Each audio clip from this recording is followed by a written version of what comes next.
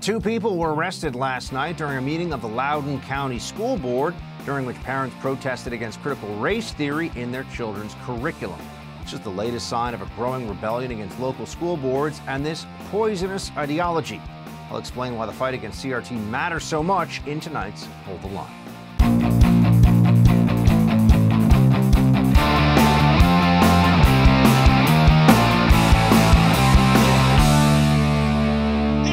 Has a dark history of suppressing free speech. They caught you red-handed with an enemies list to punish opponents of critical race theory. You're teaching children to hate others because of their skin color, and you're forcing them to lie about other kids' gender. I am disgusted by your bigotry. Joe Mobley, to be followed by Donna Russell.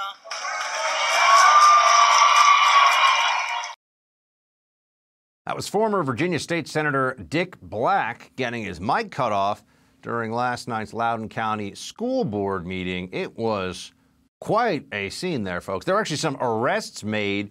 The school commissioner, commissar perhaps, called an end to the meeting and actually said that it was an unruly assembly, and then the police came in and they started arresting some people. Now, why is this all happening? Well, we know that parents across the country, here's some footage from what was going on there. People were upset, as you can see. Parents from across the country have had more exposure to what their kids have been learning in school, more direct exposure because of all the Zoom teaching that has been going on. And we've also seen there are efforts that have proven very successful to show individuals what is it actually that kids are being taught when it comes to CRT. What does the curriculum mandate in a lot of school districts and counties all across the country? And what they find is stuff like this. We actually showed you some of this yesterday, but examples of racism levels. This was being shared from one school district, and it's overt white supremacy, socially unacceptable. We all talked about this. But then there's the covert white supremacy, which involves things like make America great again on the list, as you can see. Assuming good intentions are enough. A self-appointed white ally. No, you have to be designated a white ally by someone who is non-white. Denial of your white privilege. You see, if you do not agree with the everything is racist framework, then you are, in fact, a racist. That's how this is all set up. And there are now so many examples of this all across the country that it's really hard to just pick, it's hard to keep it straight where they're all coming from. It's happening all over the place. But in Loudoun County in particular, it seems that that's the start of something of a parent rebellion against the school district, and this could play out in other places across the country. You also know the left is particularly upset about this because they're going after those who are trying to expose the CRT agenda. Christopher Rufo, for example, we've had him on this show. He is an investigative journalist who recently had a Washington Post hit piece against him, essentially claiming that he's making some of this stuff up about CRT, that he had a direct hand in the Trump administration's CRT executive order, and they messed up the timeline on that. Rufo went back against them. He wrote, "Winning, the Washington Post hit piece against me has collapsed. They've admitted to fabricating a timeline, retracted or added 6 full paragraphs, reversed a key claim, and failed to produce evidence of a falsified quotation. Democracy dies when the media lies." So he's essentially pointing out that the WAPO hit piece on him has now had many corrections, addendums, changes, because they just didn't have the goods. So they had to either exaggerate or just outright make some stuff up. So this is happening in so many places all across the country, both the recognition of the CRT doctrine that's being used to brainwash kids at an increasingly young age, and then beyond that, parents are saying, this isn't okay. And there seems to be something of a rallying cry among those on the conservative side of things that it's not enough to merely say, don't teach CRT. Maybe we should start to think about what should be taught in schools as well. Here is Governor Ron DeSantis of Florida, who just signed an order about anti-totalitarian teaching, as in teaching the history of Soviet Union, Mao's China. Here's what Governor DeSantis had to say. The bill also expands our previous efforts in civics to add a requirement for the high school government class that students receive instruction on the evils of communism and totalitarian ideologies. We have a number of people in Florida, particularly southern Florida, who've escaped totalitarian regimes, who've escaped communist dictatorships to be able to come to America. We want all students to understand the difference. Why would somebody flee across shark-infested waters, say leaving from Cuba to come to southern Florida? Why would somebody leave a place like Vietnam? Why would people leave these countries and risk their life to be able to come here? It's important that students understand that. It's critical, isn't it? It's essential. So why does the left get angry about this, though? This is just necessary history for people to understand the way the world functions today and how we got to this place and the dangers of authoritarian regimes. If the left wants to teach of the dangers of racism, can't we also teach about the dangers of authoritarianism? The last 100 years certainly has plenty of examples of how awful that can be, and there still is plenty of authoritarianism today, so why isn't that something we could all agree on? Well, Senator Josh Hawley also knows that it's time that we step in here and stop the brainwashing, or at least prevent it from being only one way, actually teach both sides of the history of authoritarianism, or all sides, rather, the history of authoritarianism and totalitarianism. Here's Senator Hawley. Now, it's a free country. Dr. Kendi and these other authors can write their books and debate their views and put them out in public. It's absolutely their right to do so. They are welcome to do so, but what we cannot allow, what we must not allow, is our federal government to affirm and sanction and advocate this critical race theory. We cannot allow the United States of America, the greatest nation on earth, to legitimize a new era of racial engineering. They can try to teach critical race theory. Why can't we say that they can't teach critical race theory? All right, after the break, more on the fight against CRT with the co-host of Carol and Kay Save the USA podcast, Carol Silver. Stay right there, folks. I've been telling you for a while about online thieves who can easily steal your home's title. But you don't have to take my word for it. Take it from this thief who stole over 150 homes and was sentenced to 25 years in prison. This is why you need Home Title Lock. Nobody thinks that I can take their house and borrow against the house. No, I have title insurance for that. No, it's in my name, or he would have to get some special document. They would call me. Nobody's calling you. After I've stolen the title, borrowed against it, or sold the property, or done whatever I've done with it, it's 60 to 90 days to even figure out that they're the victim of this crime. By that point, you start getting foreclosure notices, and you realize you've got 4 mortgages on your house. Not only that, you don't even own your home anymore. It's not even in your name. Heard enough? Don't let this crime happen to you. Go to HometitleLock.com and register your address to see if you're already a victim, and enter code RADIO for 30 free days of protection. That's code RADIO at HometitleLock.com.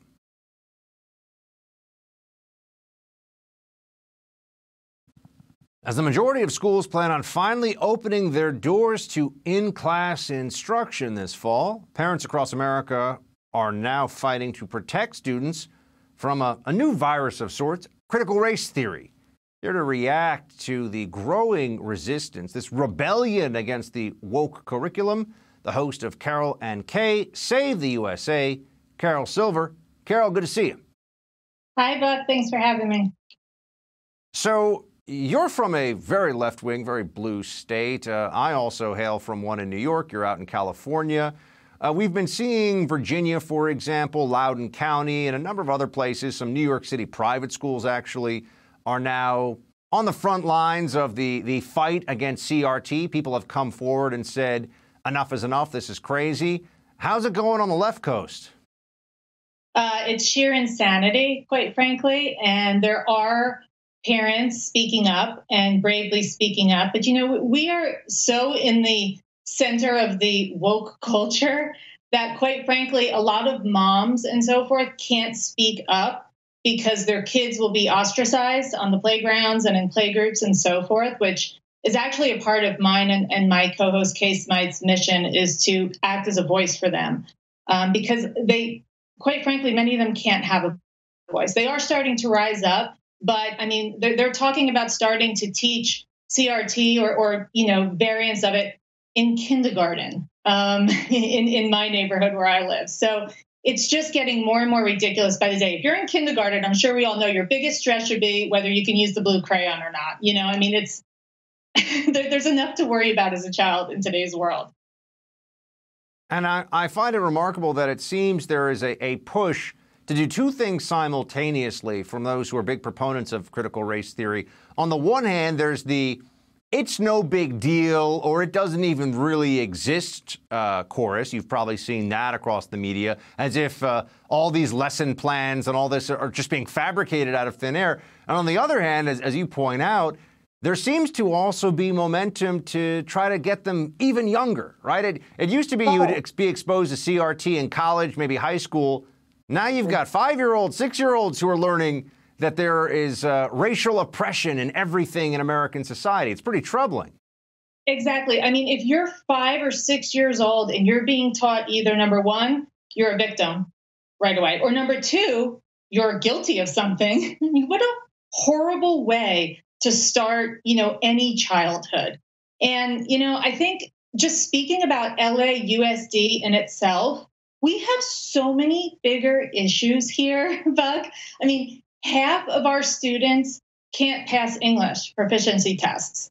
I mean, I think it's about 43% can pass math as of a couple of years ago, because with COVID, the numbers were a little off and probably even worse. But we're failing our children day to day in the second largest school district in this country. Why are we burdening more? Our country will always have aspects of persecution. We know that. Our nation, as does any nation, has some ugly scars, okay? But right now, LAUSD, we can't get our kids into the schools safely. We have homeless encampments and drug use right outside the doors. I mean, let's get our kids into the schools safely first and worry about some of these other things a little bit later on. Like you're saying, when kids are more, grown and can understand history a little bit better. But kindergarten, first grade, elementary school, it's absolutely insanity. I mean, this is the kind of stuff that from the other side is popping up. Here's a teacher this was on TikTok, which we are finding more and more awful left-wing commentary to talk about from TikTok these days. So I guess in that sense, the Chinese surveillance operation is going very well. But here's the stuff they put. Here's an example of it. I'm getting ready to go back to school in the fall, and my governor has put into place some ridiculous legislation that many governors across the country have put into place, such as I can't teach anything divisive, I can't teach critical race theory, and I can't teach about racial equity. This is at all public schools, colleges, and universities. So, teachers, in the past, we've been activists. After this last year, we really need to stand up and do what's right for our kids right now. So, this is a call to action, teachers. We got to stand up and fight for our kids, because this is we can't lie to them.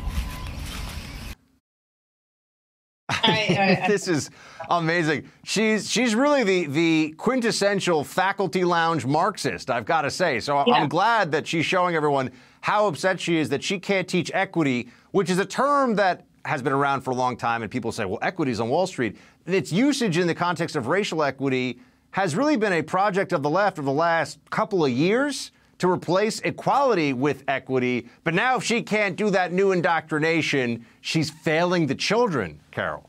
Right, which is opinion-based, a lot of it, quite frankly. So yeah, no, and I mean, I have nieces and nephews in school down in San Diego County, also out in North Carolina, who they have been marked down on test grades and so forth based on who their parents voted for. I have one nephew whose teacher actually had them all stand up and said, if your parents voted for Trump, go on this side of the classroom. If your parents voted for Biden, go on the other side of the classroom. I don't know what's happening. And if you want to talk about equity and equality, I go back to LAUSD, where Kay and I are.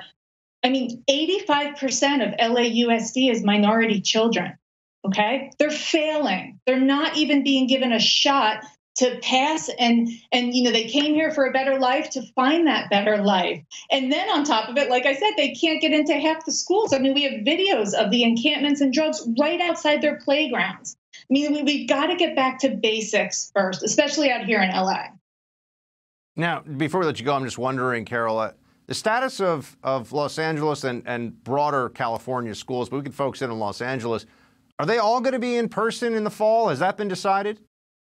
I am not sure if it's been decided. I think it's kind of a little bit all over the board, frankly. I know we were the last private schools in the country to even open or start opening, and I'm not exactly sure. But to what we talked about, if I could just quickly say one thing, because Buck, I know, this is going to seem like an odd segue, but 9/11 has a special, place for you, and it kind of changed the direction of where you went in your life. For me too, I'm a New Yorker. I watched the building fall on that day, and I want to tell you one interview I saw in the days after, because I was glued to the TV set like every person who lived in Manhattan, and it was either Peter Jennings or Tom Brokaw who interviewed Stuyvesant High School teenagers who were just 2 blocks or so from Ground Zero.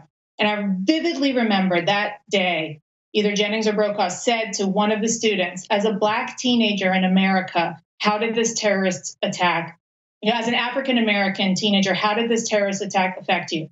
And this boy looked in the camera and said, with all due respect, I'm an American. And it was such this moment of, it was so powerful. It's etched in my memory forever. I mean, we're Americans, we're in this together.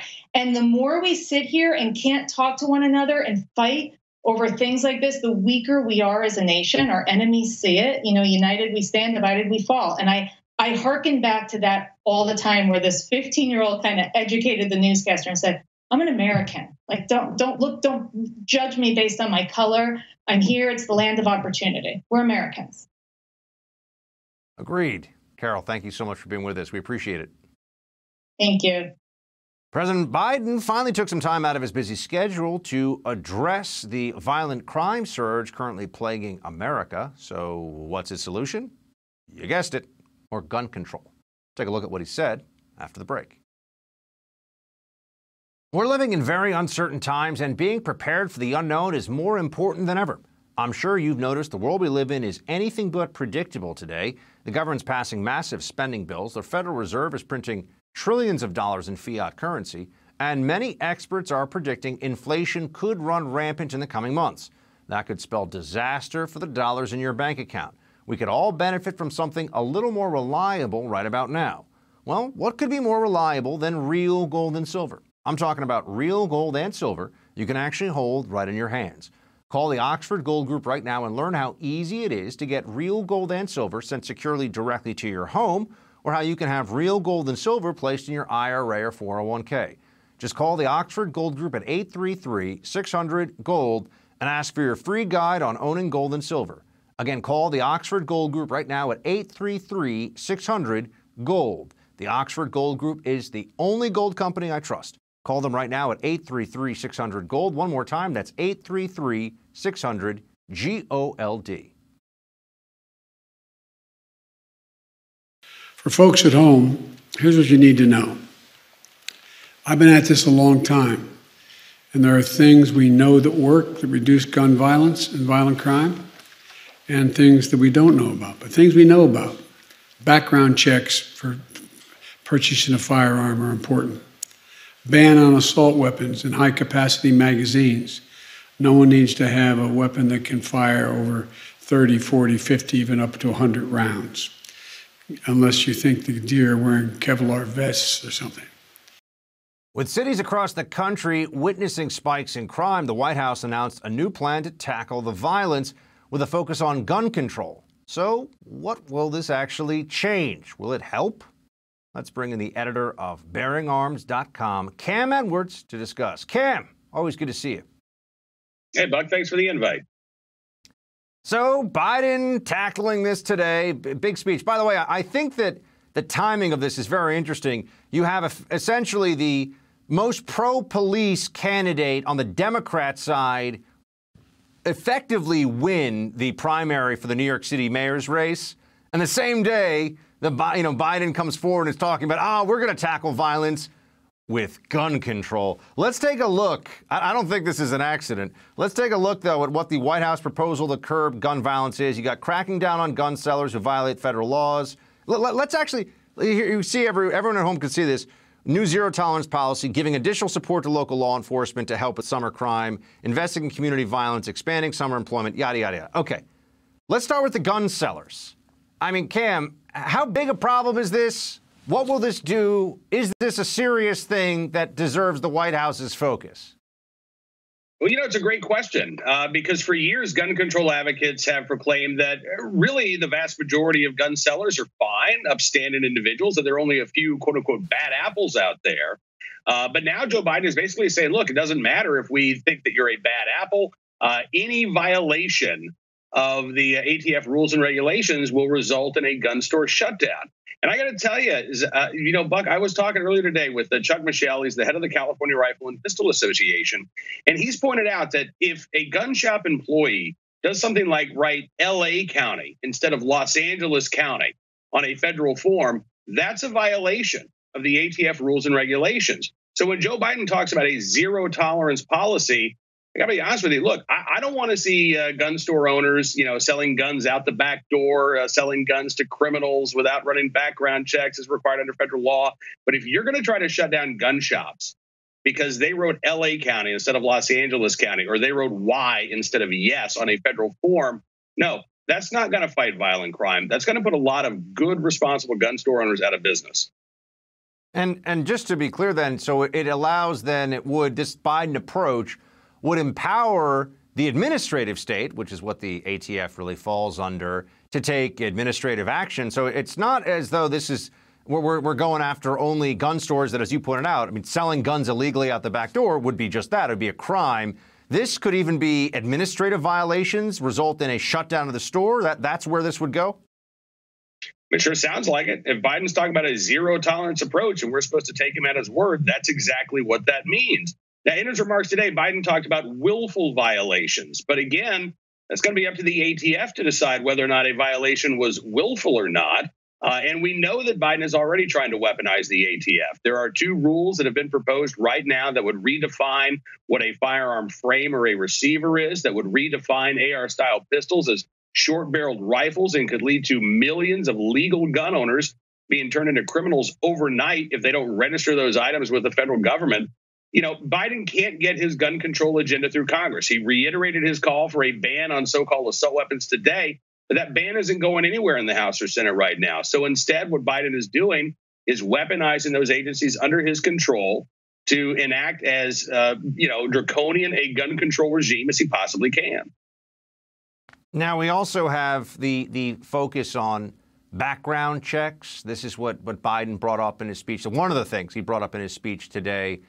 So they come back to this universal background checks, Cam. And I know there are a lot of folks who are like, oh, God, we've heard this so many times. What would it mean? What's the reality of the Democrat universal background check demand? So let's talk first of all about what the consequences would be for violating this law. If I were to sell a gun to you, Buck, if Biden got his way and I didn't put you through a background check, even though I have no reason to suspect that you are a prohibited person, I could be looking at a year in federal prison if the government were to eventually find out that I made that private sale to you. Now, the reality is that, trying to police background checks on private sales, it's virtually impossible. The state of New Mexico, for example, put a universal background check law in place back in 2019. In the first year of that law's existence, there wasn't one arrest, there wasn't one prosecution. And by the way, violent crime went up. Same thing happened in Denver, Colorado, or the state of Colorado when they imposed universal background checks in 2013. Not a lot of prosecutions for violating that law, but violent crime increased. So the idea that we're going to reduce violent crime, which was the whole point of Biden's speech today, by imposing a universal background check law, it just bears no resemblance to reality. It's not what has happened in states that have put these laws on the books.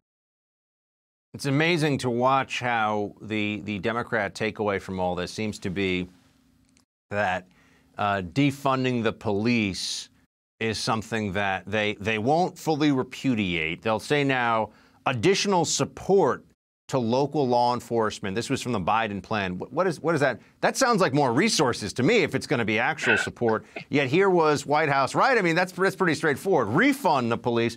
Here's Jen Psaki yesterday at the White House. The president believes that we shouldn't allow access to guns to those criminals who are currently illegally buying them from some dealers across the country. And part of his announcement is taking steps to do exactly that. But part of his announcement is also ensuring there's specific guidance to communities across the country to ensure that they have funding to get more community police around the country. Something that was supported by the American Jobs Plan that was voted into law by Democrats just a couple of months ago. Some might say that the other party was for defunding the police. I'll let others say that, but that's a piece. It's good she'll let others say that. Community police as opposed to police. I mean, at some point, this just seems to be getting completely absurd. But, you know, when she talks again, she brings up the gun stores selling illegally. Is this to think about this, to your point, it's not only just that they're endangering their business. A gun store that would sell illegally would also be violating criminal law. To make a few $100, I mean, you know, gun stores can do pretty well, Cam. It just seems like going after the stores isn't going to yield a whole lot of safety points for anybody. No, it's not. I mean, look, when the Justice Department, not under the Biden administration, but about 20 years ago, I think this was under the Clinton administration, they actually asked federal inmates, so where did you get your gun? And I'll be honest with you, Buck, there weren't too many of them. They said, well, you know, I went to a gun store and they sold me one under the counter. Instead, the number one source was the black market and then friends and family, right? And it is already a crime to buy a gun for somebody else. That's called a straw purchase. It is already illegal in every state of the country and under federal law. So there are already laws in place that we can use to actually, you know, target those who are illicitly acquiring firearms and selling them on the black market. But I want to go back to something that Jen Psaki said, and you're very astute in pointing this out, this idea that, well, now we want to, you know, give more money to localities to hire police, but we don't want to actually say we don't want to defund the police. Democrats are in this really weird position where they don't like law enforcement. They're concerned about things like over-policing and over-incarceration. At the same time, what do they want to do? They want to create new crimes out of our right to keep and bear arms. They want to put new criminal offenses on the books that are got to be policed by law enforcement officers with guns. And we're seeing the effects of this in places like New York City right now, where about 70% of individuals who are hauled into court for violating the city's policy on possessing a gun without a license are young black men who have no serious criminal history whatsoever. Most of them have no intent to commit a violent crime with that firearm. They're just trying to protect themselves, but they can't get a license to carry in New York City because the average citizen can't do so. So the Democrats are in this weird spot where they don't like police, but they love putting more laws on the books. They love putting more people in prison for violating those laws. And I think we need to start calling them out on this. And they love the ATF. The federal police that take their orders from D.C., that's always very different, isn't it? You know, it's state and local, the people that keep you from, you know, getting your home invaded or, you know, someone getting attacked on the way home from the grocery store. That's where the Democrats really seem to have the problem. We'll come back to this again soon with you, Cam. Always appreciate the expertise, my friend. Thanks for being with us. You bet. Thanks, Buck. For over a year now, it has been known that Peter Daszak, one of the men at the forefront of efforts to cover up and discredit the lab leak hypothesis, funneled hundreds of thousands of U.S. government dollars to the Wuhan Institute of Virology. But according to a new report, U.S. taxpayers weren't the only ones financing Daszak's lies. More on that with National Pulse's Natalie Winters when we come back.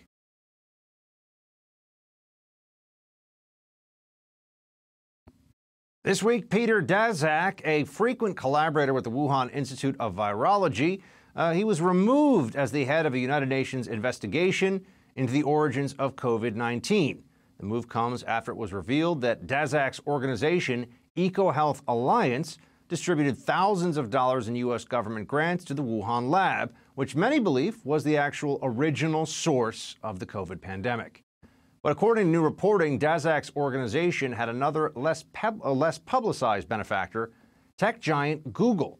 In an exclusive story from the National Pulse, investigative journalist Natalie Winters writes, quote, EcoHealth Alliance funneled hundreds of thousands of U.S. taxpayer dollars from Dr. Anthony Fauci's National Institute of Allergy and Infectious Diseases to its research partner, the Wuhan Institute of Virology, to conduct studies on killer bat coronaviruses. And Google.org, the charity arm of the tech behemoth, has also been funding studies carried out by EcoHealth Alliance researchers, including Peter Daszak, since at least 2010. So why is this financial link significant? Let's ask the reporter who uncovered this relationship, National Pulse's Natalie Winters. She joins me now. Natalie, good to see you. Thank you for having me. So, Natalie, as far as we can tell, you're not saying that Google was financially supporting the Wuhan lab, but of research. They were supporting research by Peter Daszak and his group. Why is that relationship significant? Well, we've been told to trust the experts when it comes to the origins of COVID-19, whether it's Peter Daszak from the World Health Organization and EcoHealth Alliance or Anthony Fauci from the National Institutes of Health. And any individual on any social media platform who went against those narratives was censored, was kicked off, was totally deplatformed, right? You had to approve the, quote, natural origins theory about COVID-19. But when you understand why big tech was so quick to censor the true origins of COVID-19, all roads lead to Google and their subsidiary platforms like Google, which, as you said, and while you're reading my story, since 2010, for over a decade, they've been funding research at EcoHealth Alliance, which is, of course, Peter Daszak's organization that even before Google was funding them, had been collaborating with the Wuhan Institute of Virology on manipulating bat coronaviruses. So it's very, very interesting when you see big tech really defending EcoHealth Alliance and the work that they were doing with the Wuhan Institute of Virology, deplatforming anyone who went against those narratives. Because if you dig a little bit deeper, which we did at the National Pulse, you can see at least 4 studies that if you read them, you can read the PDF versions. They admit, they being EcoHealth Alliance, that they were, quote, supported by Google.org. 2 of them were from 2014, 2015. One of them was from 2010. But what's really interesting and really relevant to the whole kind of fact-checking issue with regards to the origins of COVID-19 is that in 2018, Google.org actually funded a study conducted by Peter Daszak and EcoHealth Alliance that had to do with bat spillovers with regards to infectious diseases in China. This really kind of laid the groundwork for the so-called wet market theory. That was the case in the sense that this paper literally said wet market, quote, multiple times and talked about how diseases could kind of enter human orbit through bats, through wet markets. And that really is the logic that we saw YouTube use to kick off videos and kick off users who really dared to promote the lab leak theory. So it's really interesting when you kind of see the convergence with some of the research that Google funded, really laying the scientific underpinning for the fact-checking ideologies that Google and YouTube and Facebook have been using, but also the fact that no wonder why big tech would want to run cover for Peter Daszak, since they've been funneling likely a ton of money to his organization. What can you tell us about this Daszak being pulled off of the committee looking into COVID situation? Had something to do with him coordinating behind the scenes a letter writing campaign or something? Can you give us just some of the backstory, some of the details on that? Sure. So that really kind of sets the clock at the 11th hour when you're talking about the Lancet Journal, because Peter Daszak spearheaded a statement. It was really kind of the seminal white paper in the sense that COVID-19 couldn't have leaked from a lab. It counted natural origins likely from a bat. And using that paper, a lot of people in the mainstream media, even government, and especially big tech, used that as license to promote the natural origins theory about COVID-19. But what we did at the National Pulse was we wanted to understand why Peter Daszak would have been so keen in towing the Chinese Communist Party line with regards to the origins of COVID-19. And for nearly 2 decades, not only did Peter Daszak funnel hundreds of thousands of dollars, taxpayer dollars, to the Wuhan lab, but he has been deep in the orbit of the Chinese Communist Party scientific community. He's headlined conferences sponsored by China Global Television Network, which is, of course, a state-run broadcaster in China. He's even spoken at events sponsored by the Chinese Academy of Sciences. What's really interesting, too, is that one of the organizations which funded a lot of the research going on at the Wuhan Institute of Virology being carried out by EcoHealth Alliance was done by an organization called the Natural National Science Foundation of China. And we have new reporting up the National Pulse linking this explicitly to the People's Liberation Army. They've funded studies alongside China's military. They've even funded research being carried out by China's People's Liberation Army Artillery Academy and various units of the army. So the type of research going on there was not just looking into bats. There's clear military links there. And Peter Daszak, who, as I said, really has deep ties to the Chinese Communist Party in the sense that he was receiving research grants that were tied to the Chinese Communist Party, speaking at their conferences, being flown around China. So it's no wonder why a scientist like him, who really is so compromised by the Chinese government, would be really towing the line of Beijing. What is the status, Natalie, right now of any either international or particularly U.S.-led effort to look at the lab leak theory in greater detail? Do we have any hope that there'll be more information coming in the months ahead? Well, it's great that Peter Daszak was kicked off of the Lancet Commission in getting to the bottom of COVID-19, because once you remove him, you remove really the top Chinese Communist Party propagandist from that commission, though I will tell you there are several others. But he still is sitting on the WHO COVID-19 task force, which in WHO is also a subsidiary of the United Nations. So it's unclear who will comprise the second, if there is one, mission to China being carried out by the World Health Organization, although I would argue that the WHO, given their extensive ties to the Chinese government and their willingness to kind of just parrot propaganda talking points from the Chinese government, I wouldn't trust that they should be the body that would be carrying it out. But interestingly enough, the World Health Organization introduced a new body a few weeks ago. It's called the One Health Planning Committee. It's a 26-member commission. And in WHO fashion, there are 2 Chinese Communist Party members on the board. There's also another individual named Marion Koopmans, who also served as a former advisor to a Chinese Communist Party CDC and served on the WHO COVID-19 task force a few months back. She's also on there, and an individual from Peter Daszak's EcoHealth Alliance has also found themselves on that committee. So Peter Daszak may be gone from the Lancet Committee, but these bodies like the United Nations, the World Health Organization, they are still going to keep relying on people who really they can steadily know that they will parrot the lines of the Chinese Communist Party and the scientific establishment when it comes to COVID-19. So it's really important that the Biden regime, as we like to call it at the National Pulse, use the United States, use our scientific brain power and manpower to get to the bottom of COVID-19 by ourselves, independent of these multilateral organizations. Natalie, thanks so much for all the important info on this. We appreciate it. Thank you. Vice President Kamala Harris makes a huge announcement. She's finally ready to go to the border. Why the rush? That story coming up in Quick Hits. Stay with us. If you've ever thought about investing in real estate, I want you to take me up on this recommendation right now. Visit doneforyoubuck.com, where you can learn more about my friends at Done For You Real Estate. If you haven't checked them out yet, let me make this easy for you. These guys have found a way to make real estate investing straightforward, and their system flat out works.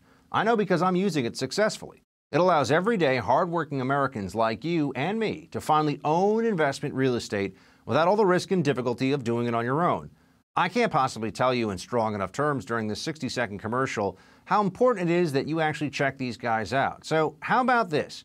If you visit doneforyoubuck.com, at the top of the page is a podcast interview I did with Done For You Real Estate, where you can hear my personal experience with their company in my own words.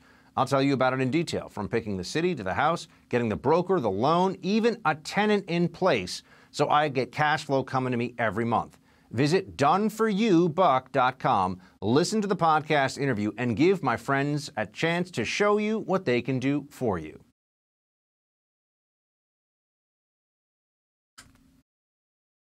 Vice President Harris is finally going to visit the border, and the first person sentenced for the January 6th Capitol Hill riot isn't exactly the danger to society the left would have you believe. Those stories in tonight's Quick Hits. Let's get right to it. We've been saying for a while, why hasn't Kamala gone to the border? Why hasn't she? She is the border czar. This couldn't be any more obvious. It's on U.S. territory. There's no danger of going down there. She's the vice president. She's got a taxpayer-funded jet. So why not just, let it happen? Go down to the border. Didn't want to go. Well, it turns out, after all the pressure, after all the nonsense, she does want to go. She is going to the border. Vice President Kamala Harris going down there this week after an unrelenting course of criticism from Republicans, Politico says, over her failure to visit. Anybody who was being a serious person and talking about this issue for a second would say it is flatly, obviously absurd that Kamala Harris, the border czar, was clearly choosing not to actually go to the border and talk to Border Patrol and Immigration and Customs Enforcement and see the HHS, the Health and Human Services facilities where so many of the migrants are being processed. It was just bonkers. But she didn't want the photo op of her at the border, then showing up later on when perhaps she's running for president on an issue that the Biden administration has no real plan to fix. There's no serious future in which the Biden administration shuts off the flow of what's likely to be over 1 million illegal immigrants entering the United States this year alone. But you know what got Kamala moving on this one? That's right. Donald Trump said that he would be going to the border next week. So Kamala had to beat Trump to the border, and that meant that she was going to just get there a few days in advance of the former president. And that led to him doing some first-class trolling. No surprise. It is great that we got Kamala Harris to finally go and see the tremendous destruction and death that they've created, a direct result of Biden ending my very tough but fair border policy. So making it as clear as can be here, folks. So make it as clear as can be that the situation is political, right? This is all about the optics, not about fixing the border. It's about you can't let Trump beat the border czar down there. That's the reality of that. I had never heard of this guy before. I'm not a BMX person. But there's someone named Chelsea, a woman named Chelsea Andrea Wolf, BMX freestyle rider Chelsea Wolf, qualified as an alternate to represent the U.S. at this year's Summer Olympics. Said last year her goal was to win an Olympic medal so I can burn a flag on the podium, she says. That doesn't seem very patriotic. That doesn't seem very Olympics. Like this is the Indiana grandmother of 5 to be sentenced. That's a different story. But you know what? We can jump to that one. Indiana grandmother of 5, first to be sentenced to Capitol Hill riot. Let's just go to this, okay? She was in her Anna Morgan Lloyd, 49, since we're not doing the burning the flag podium story anymore. Anna Morgan Lloyd, 49, of Bloomfield, Indiana, agreed to plead to a single charge of parading. Now, I didn't know that parading was even a crime one could be charged with, but apparently it is. And I would just note that here's someone who is getting a 3-year probation and 40 hours of community service. The first person to be sentenced here. She pleaded guilty, so they're going particularly light on her. But what was the crime exactly? It's basically trespass on federal property. That's really what parading on federal ground. I mean, it wasn't, and being a part of some group that was doing it, I guess. Democrats do that stuff all the time. As we know, they've taken over state houses before. They'll decide that the activists can just do sit-ins. But, they've said for months now that January 6th was as bad as worse than even Pearl Harbor or 9/11. This is what the left has been claiming. It's crazy, folks. I mean, this grandmother, yeah, she's part of the line of shock troops for the coup, they would have you believe. Not exactly. That's it for tonight's Hold the Line. The No Spin News with Bill O'Reilly is up next. Shields high.